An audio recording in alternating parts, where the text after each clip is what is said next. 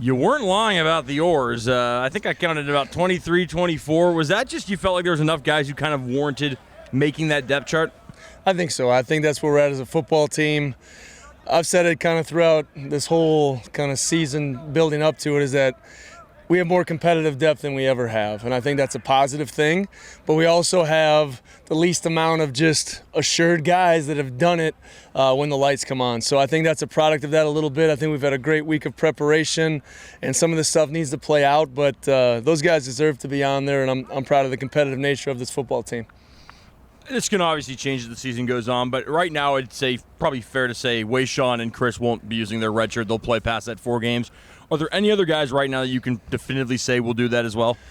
Well, I think at corner we're in a position where, puts us Jalen Edmond and Kenny Worthy. If we need them, we're going to play them, and that's special teams and that's regular down situations. Frank Casano, we'll see. He had the injury in fall camp, and he's kind of been back to the usual Frank terrorizing the offense. So I think those are the names to really watch, and I think we're in a climate in today's football, play them. If you can play as a freshman, that means you're probably going to be a 3-year starter. I think that leads to a really good career. You mentioned cornerbacks, kind of want to follow up on that. You said the other day Warren, Jalen, Kenny kind of working to be that number 3 guy. Do you kind of have an idea who's maybe going to start off in that spot behind Ethan and Steve? Well, I think Warren definitely has the experience. I think he's been a mid-year. He's been here for a year and a half, and I think he knows this scheme better than the other 2 guys. So I think you lean that way. But as a young guy, we got to test their mettle before we put them in a really tough situation. So Warren's probably the most battle-tested at this point. You mentioned before just how top-heavy the schedule is this year. Obviously, Tech and UW coming up after Week 1. Is it a challenge at all to kind of keep the guys focused on Week 1 with kind of a big 2 games coming up after that? You sure I said it was top-heavy? You did, for sure, in Vegas. In Vegas. Yeah. All right. Well, we're taking them one at a time. We're taking them one at a time. And I think Portland State, I've said it before, anytime you have a veteran quarterback, you have the opportunity to win a bunch of football games. And that's what they have. They have a lot of pride, they have great schematics, and they play really, really hard. So that's our focus. I'm not worried about how the rest of it shakes up. Yeah. Have you noticed anything else, kind of on film with Portland State so far?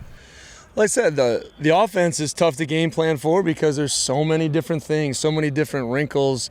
And I think defensively, what you saw last year is just kind of them in year 1 of the defense. Reminds me 2020 when I first got here. You're just putting in the base core of things. Now in year 2, we expect a lot more. We'll be ready for multiple fronts just in case, against Idaho State, they went a lot of 3 down to 10 personnel. So we'll be ready for a lot of different things, but it's your attitude and effort that's going to win this football game. And then I was curious about the Kyle Williams, this kind of growth as a guy. He mentioned before, earlier in his life, it wasn't as easy for him to ask for help and kind of do that kind of thing. Now he feels close to guys like Ben and Coach Nick, guys like that. Have you noticed that side of him kind of come out, since he's been here at WSU? I think it's just sometimes in today's world we forget the maturation process from 18 to 23 years old and how hard it is. And heck, moving from school to school, and on paper that seems easy, but that stuff's hard too, right? There's a lot that comes with it. He's had a lot of things go on in his life and in his background that I'm really proud of that he's shared with us so we can help him kind of work through some things.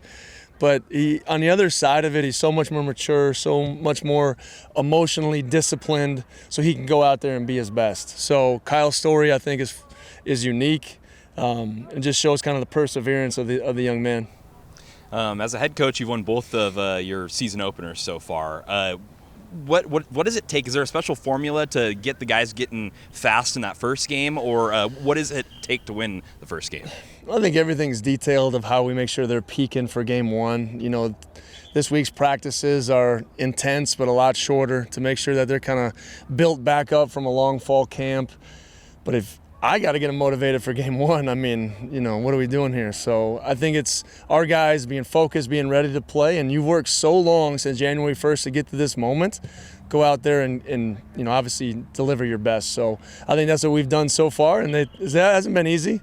Idaho took us to the wire in 2022. Last year we opened up with CSU. We had a great road victory, and we're on a mission to do one thing, and that's be 1-0. Especially this week with this being the first game, is it more about calming nerves, or is it more about getting them hyped up for the first game? Well, first off, the Palouse gave us a mid-October day today, and then it's going to revert us back to the middle of summer, so I'm excited about that. We have to win our hydration plan. It starts as simple as that, and then just make sure guys understand when the lights turn on, you've played this game a million times. Go be yourself, and more importantly, do your job. You have struggles in the first game when people want to come out there and now I got to be Superman.